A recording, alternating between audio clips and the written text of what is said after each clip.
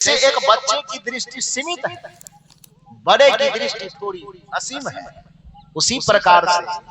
दुनिया के भोग में, विलास में, वासना में डूबे हुए जो लोग हैं,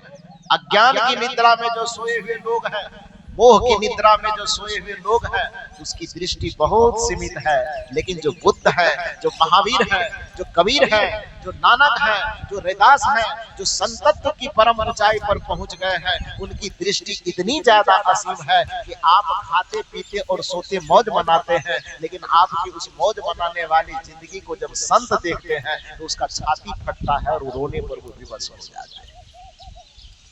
आपके इसी कुमार्ग पथगामी होने के कारण संत को रोना पड़ता है, और जब किसी को दर्द इतना हो कि उसको रोना पड़े तो सामने वाले को डांटेगा कि नहीं डांटेगा? वह डांटना उसका कोई दुश्मनी नहीं है, बल्कि उसके हृदय की पीड़ा है कि कुमार्ग सुमार्ग को छोड़ करके कुमार्ग पर क्यों जा रहा है, सही को छोड़ करके गलत की तरफ क्यों जा रहा है। तो इसलिए सदगुरु कबीर साहब बारंबार कहते हैं कि तुम पूजा करते हो, पाठ करते हो, ध्यान करते हो, भजन करते हो, लेकिन उसके परिणाम में जो तुम्हारे चित्त में पवित्रता आनी चाहिए, जीवन में जो सहजता आनी चाहिए, जीवन में जो सरलता आनी चाहिए, वो सरलता तो दिखाई ही नहीं दे रही है। भगवान तुम्हारे पूजा पाठ से नहीं रिझेंगे। यदि भगवान पूजा पाठ से रीझ करके तुम्हारे कर्म को सुधारने लगे तब तो बात ऐसी हो जाएगी कि जैसे आपको रिजल्ट अच्छा बनाना हो पढ़िए कम, आप किसी पदाधिकारी को जाकर के आप 1 केजी मिठाई दे दीजिए, 5,000 रुपए 50,000 रुपए टेबुल के नीचे से दे दीजिए, और वो टेबुल के नीचे से मिले हुए द्रव्य के प्रभाव में, घूस के प्रभाव में यदि आपके गलत को वह सही बना देता है तो उस पदाधिकारी को आप भगवान कहेंगे कि घूसखोर, भ्रष्टाचारी न कहिएगा। कि जो आपके गलत कागज को भी सही बना दे,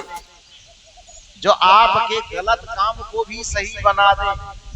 जो आपके गलत डिग्री को भी मिठाई के डब्बा के प्रभाव में सही कर दे, उसको आप भगवान का दर्जा देंगे कि घूसखोर पदाधिकारी? कहेंगे ना, भ्रष्टाचारी। यदि आपने कर्म गलत किया, यदि आपने आचरण गलत किया, यदि आपने किसी के साथ दुर्व्यवहार किया और भगवान के मंदिर में जाकर के यदि आप 1 केजी लड्डू चढ़ा देते हैं कि सोने का मुकुट चढ़ा देते हैं, और उसके प्रभाव से यदि कोई भगवान आपके कर्म, पूरे कर्म को बदल करके सही कर देता है, तो फिर उसको भगवान कहेंगे कि घूसखोर कहेंगे।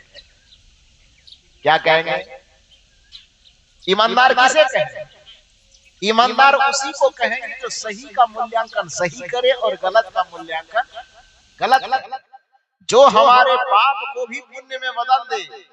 नैतिकता के दृष्टिकोण से वो सही नहीं माना जाए। जो हमारे अच्छे को भी अपने लालच में कि हमको मिठाई चढ़ाया है, कि हमारी घंटी बजाया है, कि हमारी थोड़ी प्रार्थना किया है, इसी वजह से वो गलत भी है तो आंख मूंद करके उसको सही कर दे। यदि कोई ऐसा करता है तो फिर उसे भगवान का दर्जा नहीं दिया जाएगा, फिर उसे तो घूसखोर पदाधिकारी ही कहना।